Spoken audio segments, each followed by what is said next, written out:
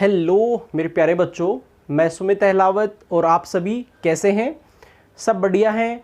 चलिए तो आज हम स्टार्ट करेंगे केमिकल प्रॉपर्टी 16th ग्रुप के लिए। लास्ट लेक्चर में हमने 16th ग्रुप की फिजिकल प्रॉपर्टी को कवर कर लिया है। आज हम कवर करने वाले हैं केमिकल प्रॉपर्टी 16th ग्रुप के लिए, ऑक्सीजन फैमिली के लिए, ऑक्सीजन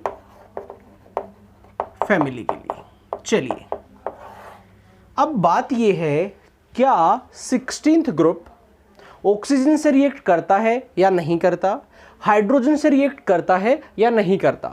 देखिए हम बात करते हैं सबसे पहले हाइड्रोजन की, क्योंकि हाइड्रोजन यूनिवर्स में सबसे ज़्यादा पाया जाने वाला एलिमेंट है। ओके, लगभग 70 to 80% हम क्या मानते हैं, हमारे यूनिवर्स में हाइड्रोजन ही है। अब हम बात करते हैं सबसे पहले हाइड्रोजन के साथ क्या हमारा 16th ग्रुप रिएक्ट करता है या नहीं करता है। अगर हमसे ये पूछा जाता है कि रिएक्ट करेगा या नहीं करेगा, देन हमारा आंसर आएगा यस, रिएक्ट करता है। H2O, H2S, H2SE, H2TE, ये हमारे सभी कंपाउंड फॉर्म होते हैं। तो हमारा आंसर आया यस, ऑक्सीजन फैमिली हाइड्रोजन से रिएक्ट करता है। अब हमसे यहाँ पे प्रॉब्लम पूछी जाएंगी, H2O से H2S मीन्स क्या क्या प्रॉपर्टी हो सकती हैं। सबसे पहले हम बात करेंगे स्ट्रक्चर के ऊपर। स्ट्रक्चर क्या हो सकती है, देखिए स्ट्रक्चर की बात की जाए तो यहाँ पे दो बॉन्ड बने हुए हैं। तो ऑक्सीजन जो है वो दो हाइड्रोजन के साथ बॉन्डेड है। अब ऑक्सीजन के पास तो टोटल 6 वैलेंस इलेक्ट्रॉन है, दो तो यहां पे शेयर हो गए हैं। अब टोटल 6 थे तो 4 बचे हुए हैं। तो ये भी एक पेयर है और ये अनशेयर्ड पेयर है जिसको हम लोन पेयर कहेंगे। ये भी हमारा अनशेयर्ड पेयर है जिसको हम क्या बोलेंगे, लोन पेयर बोलेंगे। अब देखिए ये बॉन्ड क्या है, सिग्मा, ये बॉन्ड क्या है, sigma, lone pair, lone pair. अब आपको हाइब्रिडाइजेशन का फॉर्मूला पता होना चाहिए, और अगर फॉर्मूला नहीं पता है तो आपको एक शॉर्ट ट्रिक मैं आपको बता रहा हूं।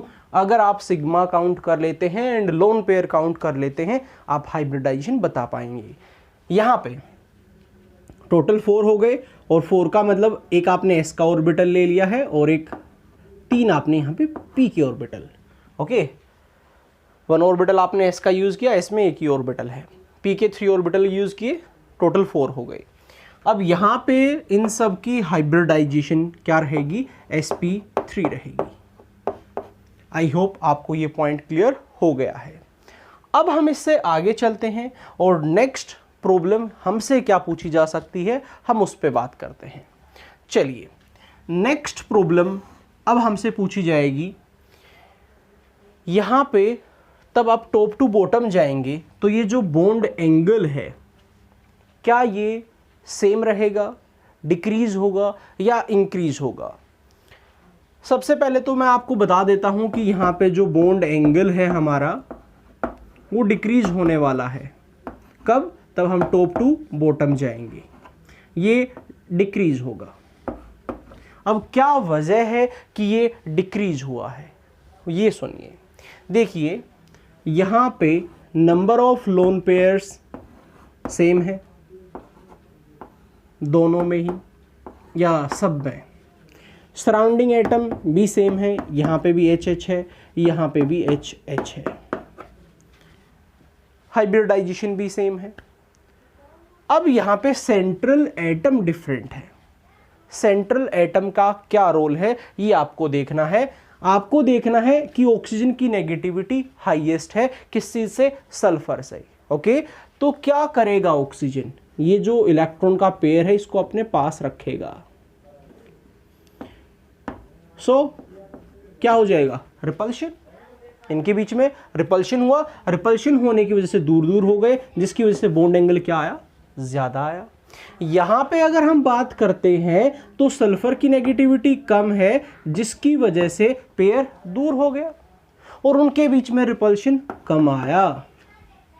ओके, अब ये भी आप बोल सकते हैं यहां पे बॉन्ड लेंथ ज्यादा है और बॉन्ड लेंथ ज्यादा है तो इनके बीच में जो रिपल्शन आएगा वो भी क्या आएगा, कम आएगा। यहां पे ये पास पास है, बॉन्ड छोटा होता है तो ये पास पास है, पास पास होने की वजह से रिपल्शन क्या रहता है, ज्यादा रहता है और एंगल क्या हो जाता है, ज्यादा हो जाता है। ओके, बॉन्ड एंगल हमारा तब हम टॉप टू बॉटम आएंगे तो हमारा बॉन्ड एंगल डिक्रीज हो जाएगा, वो आपको समझ आ गया है। सो H2O का बॉन्ड एंगल ज़्यादा है, H2S का कम है, H2SC उससे भी कम है और H2TE सबसे कम है। क्योंकि सेंट्रल एटम की नेगेटिविटी जितनी ज़्यादा है, पेयर उसके पास आएगा, इलेक्ट्रॉन पेयर, और उनके बीच में रिपल्शन होगा, या इसी वजह से बॉन्ड एंगल ज़्यादा होगा।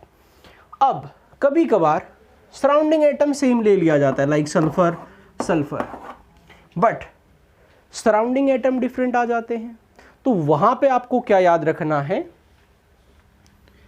अगर सराउंडिंग एटम्स की नेगेटिविटी फॉर एग्जांपल AA ले लेते हैं, यहाँ पे B भी ले लेते हैं, अगर सराउंडिंग एटम की नेगेटिविटी ज़्यादा है, सराउंडिंग एटम की इलेक्ट्रोनेगेटिविटी ज़्यादा है, तो क्या होने वाला है, इलेक्ट्रॉन उनके पास चले जाएंगे। मान लेते एक ही ज़्यादा है तो सेंटर से तो दूर हो गए, सेंटर से दूर हो गए तो रिपल्शन कम हो गया, बॉन्ड एंगल क्या आएगा, कम आएगा।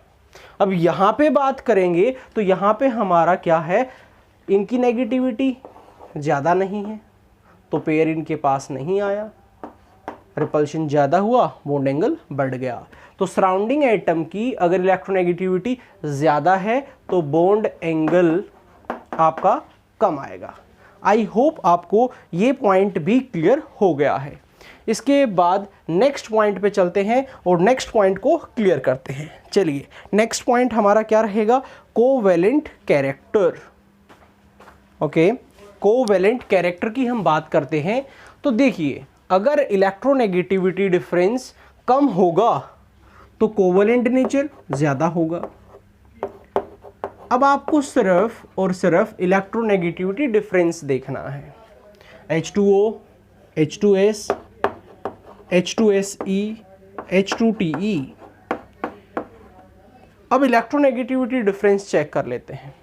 ऑक्सीजन की नेगेटिविटी 3.5 है और हाइड्रोजन की 2.1 है, डिफरेंस 1.4 आ गया है। H2S में आपका 2.5 है और 2.1 है, नेगेटिविटी डिफरेंस 0.4 का ही आया।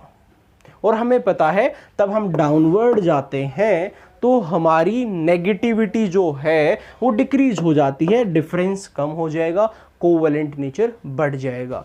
तो यहाँ पे कोवैलेंट नेचर बढ़ गया है। आई होप आपको ये पॉइंट क्लियर हो गया है। अब इससे नेक्स्ट हमारा जो पॉइंट है वो है melting point and boiling point. किसके लिए, हाइड्राइड्स के लिए। अब देखिए, अगर आप यहां से नीचे चलते हैं तो साइज बढ़ता है और कोवैलेंट बॉन्ड जो है वो वैन डर वाल फोर्स पे डिपेंड करता है, वैन डर वाल फोर्स ऑफ अट्रैक्शन भी बढ़ता है क्योंकि साइज पे डिपेंड कर रहा है। तो यहाँ पे आपका जो वैन डर वाल फोर्स है वो इंक्रीज हो रहा है।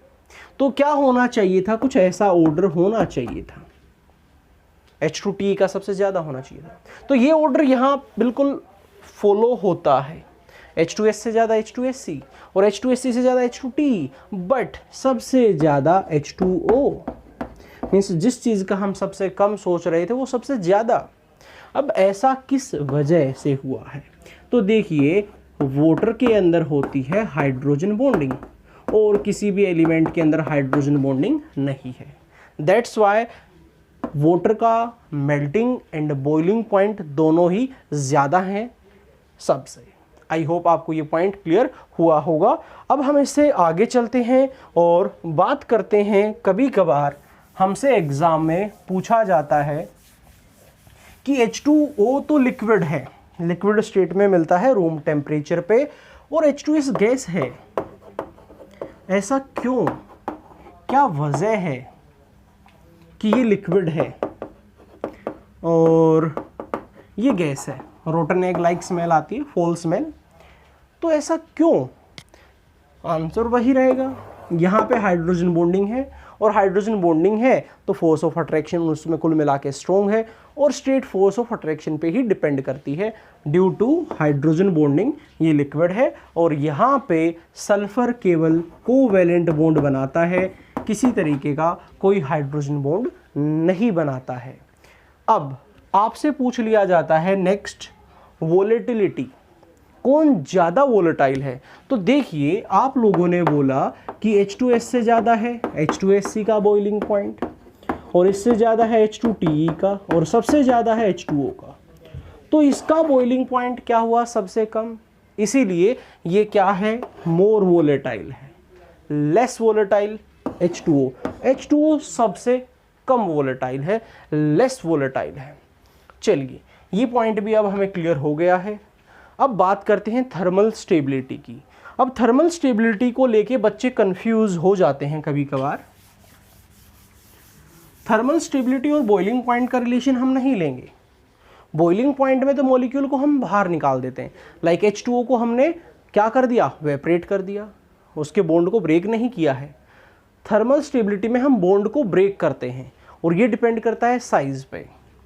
जैसे कि अगर आप बात करें OH, SH, SCH, TEH, तो यहाँ पे पहले कौन ब्रेक करेगा? तो हमारा आंसर आएगा ये। इसका मतलब ये थर्मली स्टेबल नहीं है। क्यों? जल्दी टूट रहा है। H2O में ये बॉन्ड छोटा है, ये बॉन्ड काफ़ी एनर्जी लेने के बाद टूटेगा, मीन्स ये थर्मल स्टेबिलिटी का ऑर्डर हो गया है। बॉइलिंग पॉइंट तो H2O का ज़्यादा था, बट उसके बाद इसका ज़्यादा था, बट थर्मली ये सबसे लेस स्टेबल है, क्योंकि अब बॉन्ड को ब्रेक कर रहे हैं, वेपराइज नहीं कर रहे हैं। इसीलिए थर्मल स्टेबिलिटी एक डिफरेंट कॉन्सेप्ट है और बॉइलिंग पॉइंट हमारा एक डिफरेंट कॉन्सेप्ट है। चलिए, अब ये बात आपको समझ में आने के बाद फिर एक प्रॉपर्टी आपको और समझ में आ जाएगी, और वो है हमारी एसिडिक स्ट्रेंथ। एसिडिक स्ट्रेंथ का क्या ऑर्डर रहेगा? देखिए, एसिडिक स्ट्रेंथ की बात की जाए तो जो कंपाउंड H पॉजिटिव जल्दी और ज़्यादा देता है वो अच्छा एसिड माना जाता है। तो यहाँ पे कौन पहले ब्रेक होगा? TH। ये हमें जल्दी से हाइड्रोजन देगा और ज़्यादा देगा, इसीलिए H2TE better than H2SC, H2SC better than H2S, H2S better than H2O। ये हमारा हो गया है एसिडिटी का ऑर्डर। आई होप आपको रिएक्टिविटी हाइड्रोजन की ऑक्सीजन फैमिली के साथ अच्छे से क्लियर हुई है। कोई प्रॉब्लम आपको होनी नहीं चाहिए। एक एक पॉइंट को आप नोट करेंगे, सभी पॉइंट आपके क्लियर हो जाएंगे। एग्जाम में कुछ इस टाइप की प्रॉब्लम आएंगी जो आप इजीली कवर कर पाएंगे। Okay, thank you.